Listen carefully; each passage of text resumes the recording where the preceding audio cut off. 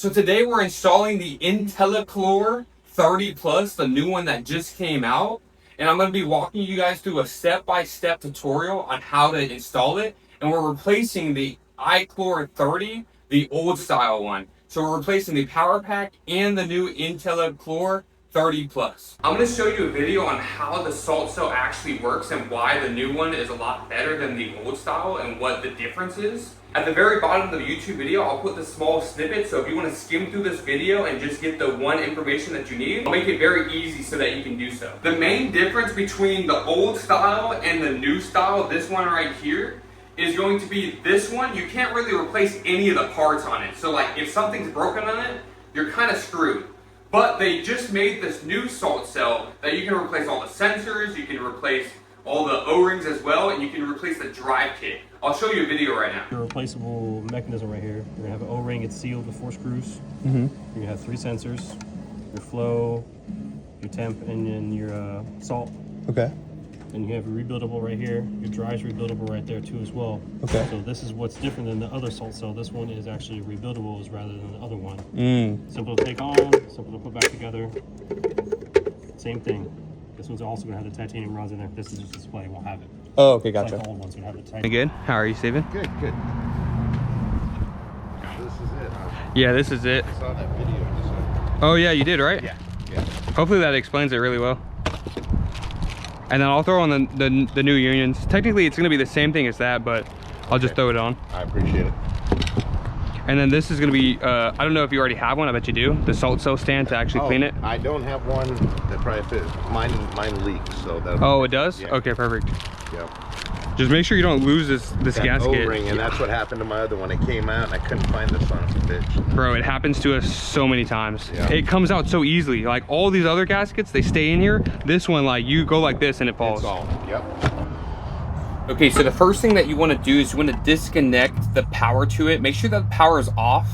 That's what I'm doing right here. I am basically removing all the wire connections to this transformer. So we're taking these off right here. And then we are also going to remove that quick disconnect for the electricity, the conduit.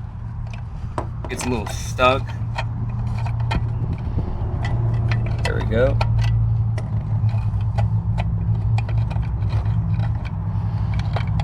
And we'll just fully remove that from the housing of the transformer. And then we'll remove all the screws holding on the transformer. We'll throw that transformer away. We'll put in the new screws for the new transformer right here.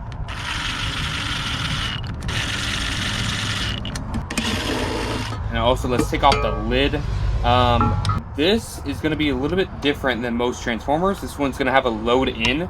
What I'm doing right now is it has a little like a knockout, so we're going to remove that little black thing. Okay, we're back at the office. I just wanted to push this point a little bit because this is going to be a little bit different. So the new transformer is going to have this little silver load bar. So before with the old style transformers, we'll just put the hot straight to the transformer, the other hot to the transformer, and then we would have ground, obviously. But with this new transformer, I had to think about it for a little second. But with this new transformer, it goes to hot to the brown of this incoming. It's a small little metal thing about this big. So we'll put in one hot to that brown wire, the other hot to that blue wire, and then from that load, then we'll go from the load, that small little metal thing, to the transformer wires itself. And then we'll put brown to yellow and blue to white. It really doesn't matter, vice versa. And then we'll obviously have ground as well. But I just wanted to throw that point out because I had to think for a little bit. Also right here, we are putting in the 2 hot wires. So that black is gonna go with that brown. The black is a hot wire. So that is the first one. And then this is the next hot. It should be white, but my cable is yellow, so that you should have white going into that blue. But my cable is yellow, which is fine. So that's gonna be my second hot. Right here, we are undoing the ground wire so that we can have access to the ground wire.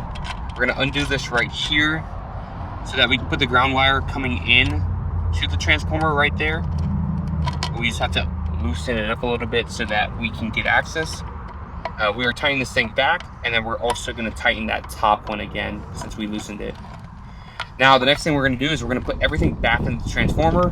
Make sure everything is tight, because if it is loose and you push it in there, it's going to come undone.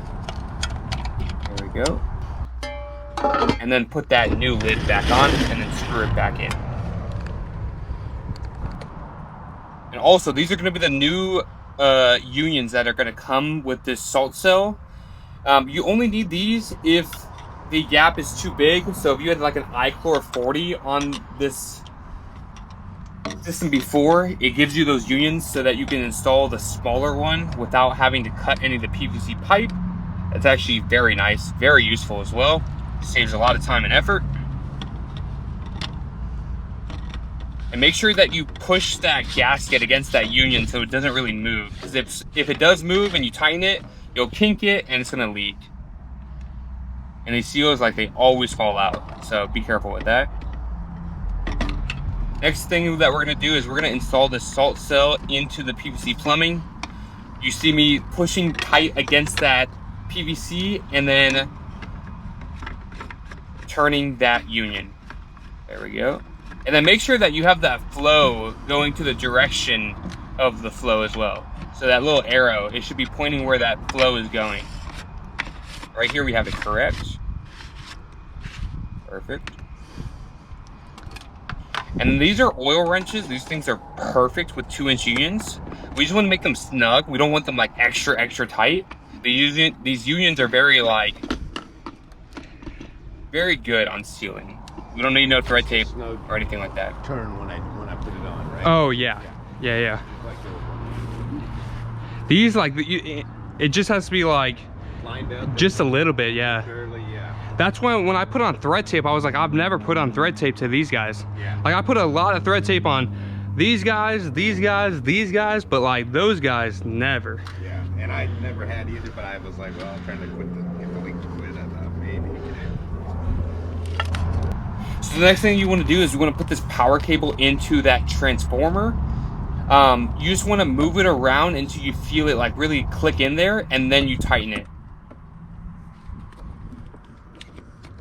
So right there, it clicked in. Now I can tighten it. And you just keep spinning it until like you feel it go in. This is the pool that we're working on currently. We tested the salt level. It was 2,700, so we're gonna add in 2 bags of salt.